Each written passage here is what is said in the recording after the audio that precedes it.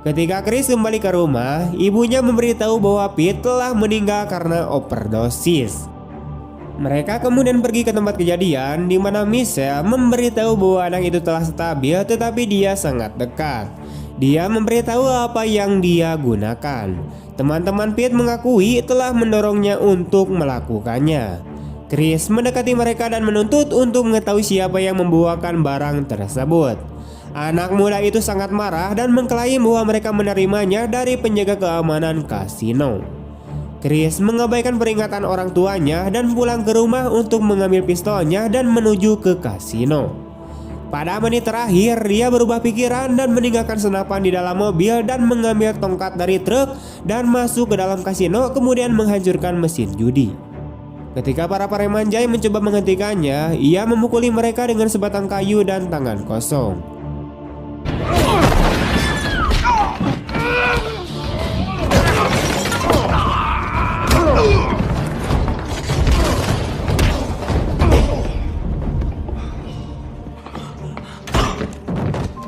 Dia mengambil tongkat dan melemparkannya melalui jendela kaca satu arah di kantor Jay. Dia pergi ke jalan untuk menunggu polisi dan ditangkap karena penyerangan di tempat itu. Selanjutnya, dia bertemu dengan seorang pengacara tentang persidangan yang akan datang. Jay kemudian muncul di pengadilan dengan sejumlah saksi dari kasino miliknya yang mengatakan bahwa Chris menyerang mereka. Dia dikatakan mampu melakukan banyak penyerangan karena pelatihan militernya dan dia tampak tidak terkendali pada hari itu. Chris kemudian memperhatikan sikap dia pengacaranya dan percaya bahwa dia juga korup. Dia kemudian langsung memecatnya saat itu juga dan menuntut agar hakim mengizinkannya untuk membela kasusnya sendiri. Hakim kemudian mengatakan kepadanya bahwa dia tidak dapat meminta pembatalan sidang, tetapi Chris bersikeras. Ia mengingatkan juri dan hadirin di ruangan sidang tentang kebanggaan masyarakat di masa lalu dan bagaimana kota yang dia tahu tidak akan pernah mengizinkan kasino berkembang. Sebuah kasino yang mengambil keuntungan dari para pengunjungnya dan menjual barang-barang haram kepada anak-anak muda. Pengadilan lalu mendesak Chris untuk tetap pada topik dan menghindari pidato sipil. Tetapi Chris mengungkapkan niatnya untuk mencalonkan diri sebagai sheriff dengan janji untuk memberantas korupsi di kota tersebut. Dia menunjukkan bekas luka dari cedera yang dideritanya ketika preman Jay memukulinya di depan para juri dan seluruh pengadilan. Mendengar semua ini dan melihat bekas lukanya, juri kemudian menyatakan jika Chris tidak bersalah dan membebaskannya. Chris Vaughn, not guilty. This is mine. Seluruh kota sangat gembira dan semua orang mulai berteriak agar Chris mencalonkan diri sebagai sheriff. Singkat cerita, Chris telah terpilih dan bersiap untuk hari pertamanya sebagai sheriff. Dia kemudian naik ke truk sheriff barunya dan menuju ke kantor polisi. Di sana, Watkins meyakinkannya bahwa setiap deputi adalah orang yang baik dan setia. Chris masuk ke kantor polisi yang kosong dan memberitahu mereka bahwa mereka semua telah dipecat. You're all fired. Di kemudian hari, ketika Hamilton mengendarai Porsche-nya bersama pacarnya, Chris berhenti dan mengeluarkan ancaman terselubung. Hamilton sering mengejek otoritas baru Chris dan mencoba menyuapnya. Saat Chris berjalan pergi, dia menghancurkan lampu belakang Hamilton dan memerintahkannya untuk memperbaikinya.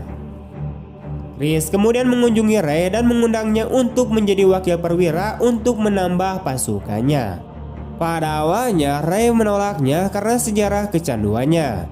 Namun Chris memberitahunya bahwa inilah alasan mengapa dia membutuhkan bantuan Ray. Dia ingin membongkar kerajaan ilegal Hamilton dan dia membutuhkan pasukan yang berdedikasi untuk melakukannya. Ray pun akhirnya setuju dan mereka berdua menghancurkan kerajaan yang dibangun satu persatu mengejar anak buah Hamilton. Ray kemudian mengklaim bahwa bahan yang dijual berkualitas bintang 5 menyiratkan bahwa bahan tersebut diproduksi di pabrik. Chris kemudian menyarankan untuk pergi dan mendapatkannya. Namun Ray mengklaim bahwa karena orang yang menjualnya bersih, mereka harus melacak pemasoknya. Jejak tersebut akhirnya membawa mereka ke Booth dan mereka berhasil menangkapnya setelah menemukan sebuah paket pada dirinya untuk membuatnya berbicara. Sementara Booth diawasi, Chris dan Ray memutuskan untuk membongkar truk pick up khusus milik Booth.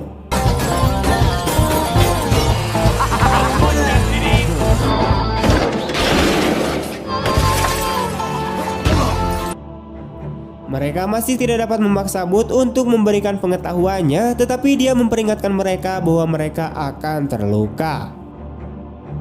Chris menawarkan untuk memberikan ayahnya senapan untuk membuatnya tetap aman di rumah, tetapi dia menolak. Chris menyerahkan senapan tersebut dan mereka saling memperingatkan satu sama lain untuk berhati-hati. Kembali ke stasiun, Chris mendesak Ray untuk mengawasi rumahnya karena dia tahu Hamilton tidak akan tinggal diam. Danny kemudian mengunjungi Chris di stasiun, mengetahui bahwa Bud ditangkap pada malam hari. Dia membawakan makan malam buatannya sendiri dan mereka berciuman setelah Chris mengetahui bahwa dia berhenti dari pekerjaannya. Mereka menghidupkan kembali hubungan mereka di sana dan kemudian mereka berniat untuk mencari makanan. Tiba-tiba saat itu truk Chris meledak dan Bud tertawa terbahak-bahak. Kemudian mantan serif dan petugas pemadam kebakaran melancarkan serangan ke kantor polisi.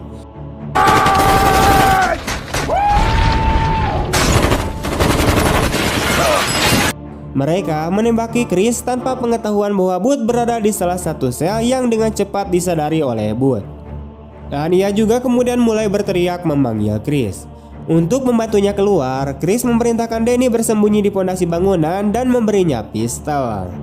Dia kemudian mendekati Bud dan mengambil keuntungan dari situasi tersebut, memaksanya untuk membocorkan rincian mengenai pabrik ilegal Hamilton.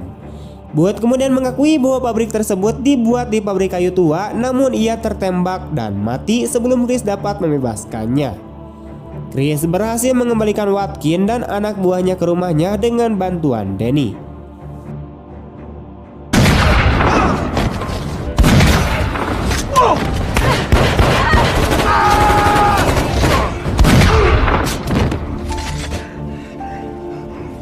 Kemudian lebih banyak lagi preman Hamilton yang datang untuk menyerang keluarga Chris, namun Ray muncul di tempat kejadian dan dengan bantuan Pete dan Michelle mampu mempertahankan benteng.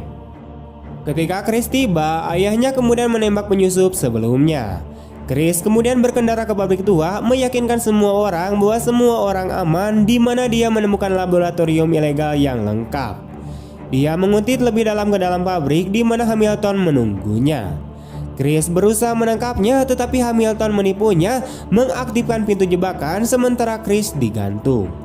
Hamilton kemudian membantingnya, mengatakan bahwa dia seharusnya menerima tawaran pekerjaan itu, bukannya mencoba menjadi pahlawan, karena ini adalah kampung halamannya. Namun Chris berhasil menariknya dan mereka berdua tenggelam lebih jauh ke dalam fasilitas tersebut. Hamilton berhasil menabrak Chris, membuatnya terjatuh keluar dan melukai kakinya.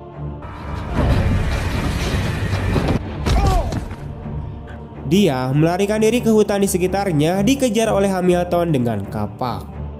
Saat bersembunyi, Chris berhasil menyetel kembali tulangnya yang terkilir sehingga memungkinkannya untuk menghadapi serangan Hamilton. Dan ia pun terlibat dalam pertarungan yang sengit yang berakhir dengan Chris yang berhasil mengalahkan Hamilton. Dia berdiri di atas Hamilton bahwa hal ini mempengaruhi hubungan mereka karena sekarang ini adalah kotanya dan Hamilton ditahan. Chris dan Ray selanjutnya menutup kasino yang korup. Ray kemudian menyelinap pergi dengan membawa beberapa kenang-kenangan yang dengan rendah hati dicaci maki oleh Chris. Mereka kemudian masuk ke dalam mobil bercanda apakah Hamilton telah membangun kasino di penjara. Dan kita kemudian dapat melihat pabrik kayu kuno telah dibuka kembali, menyediakan lapangan kerja bagi penduduk setempat. Tamat. Oke, sekian dulu untuk video hari ini. Bagaimana tanggapan kalian tentang film ini? Jangan lupa tulis di kolom komentar. Dan jika kalian suka dengan video ini, jangan lupa untuk like, comment, share kemanapun kalian suka. Terima kasih banyak telah menonton. See you next time and bye-bye.